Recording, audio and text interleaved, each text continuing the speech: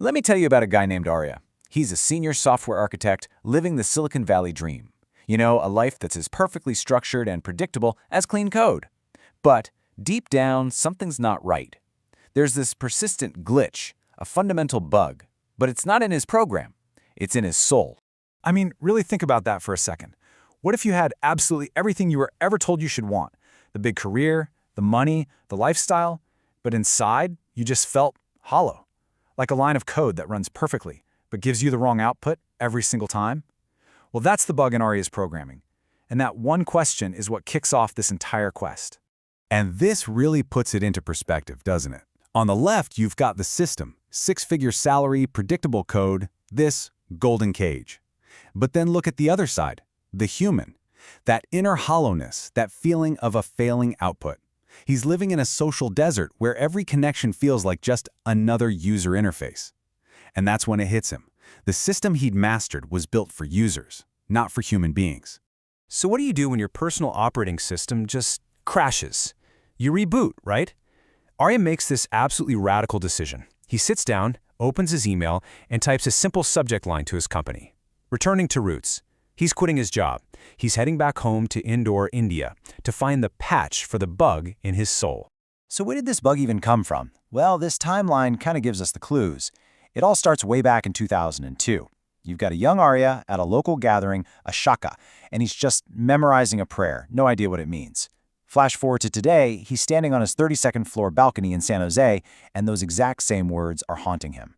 That huge disconnect is what leads to his homecoming, trading the glass towers for the dusty fields where all these questions first started. So he gets back to Indore, and his father gives him this old, worn manuscript. It turns out to be his great-grandfather's diary. But this isn't just some old travel journal. It's a roadmap. It becomes his guide for a journey through time, a quest to decode the cultural source code that he'd completely forgotten.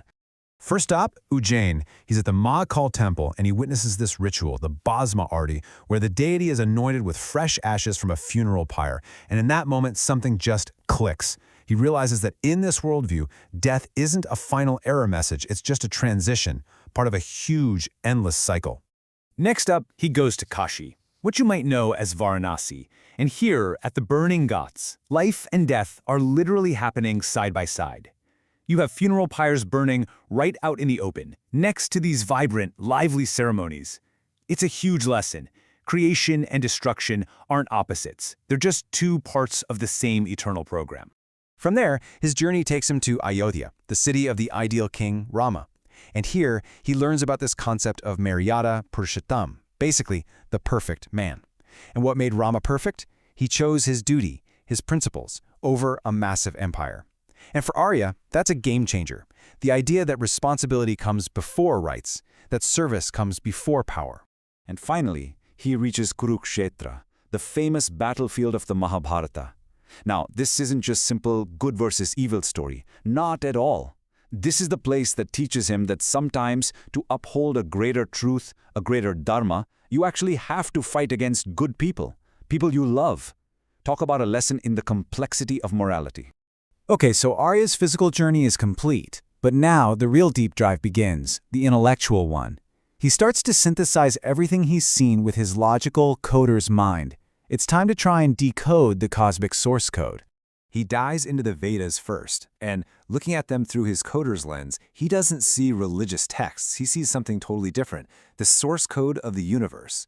He starts thinking that the mantras aren't just prayers, they're like formulas, maybe even algorithms that describe the fundamental energies of creation itself. And get this, he comes across this quote from the Rig Veda, written thousands of years ago. It describes a state before creation. No existence, no non-existence, only that one element. To Arya's logical mind, I mean, come on, that sounds a lot like the scientific concept of the singularity, right before the Big Bang. And he realizes this wasn't about blind faith, far from it. He discovers the Shad Darshana, these 6 ancient schools of philosophy that are basically frameworks for logic and science. You've got Sankhya, which is kind of like data analysis for consciousness, Vaisheshika, which is an ancient atomic theory, and Nyaya, a whole system of logic and proof. This culture didn't fear doubt, it celebrated it in its search for truth. This thinking leads him right to the Bhagavad Gita, and he reframes that ancient story in completely modern terms. You have Arjuna, this legendary warrior, having a total mental breakdown on the battlefield. He's just frozen by anxiety and doubt. So how do you reboot a mind that's crashed so completely? And Krishna's advice is like this profound piece of mental code. He tells Arjuna, look, you have a right to your actions, but never, ever to the results. Basically, focus only on your duty, on the work itself. Detach completely from the outcome. By letting go of the fruits of his labor, whether it's success or failure, his anxiety just evaporates. It's the ultimate algorithm for a resilient mind. So all these pieces start to come together, and this brings about Arya's big transformation. He's not just a software engineer anymore. He's integrated his modern, logical world with this deep, ancient wisdom. He's become something totally new, a life engineer, with this incredible new sense of purpose. And all this leads him to a completely new definition of the word swayam sevak, which means volunteer. For him, it's no longer about just blindly following rules. It's about being an inquirer, like those ancient philosophers. It's about getting control over your own mind first, serving society with both disciplined action, parma, and deep knowledge, jhana. And ultimately, it's about putting the welfare of the nation before your own personal feelings, the very lesson Arjuna had to learn on the battlefield. And so his journey comes full circle. It ends right where it began, with that same prayer. But now, the words aren't just some melody he memorized as a kid. They're a deep realization, a powerful commitment. The bug in his programming has finally been patched. Which leaves us with a pretty big question, doesn't it? In our own lives, how often do we stop to debug our own source code?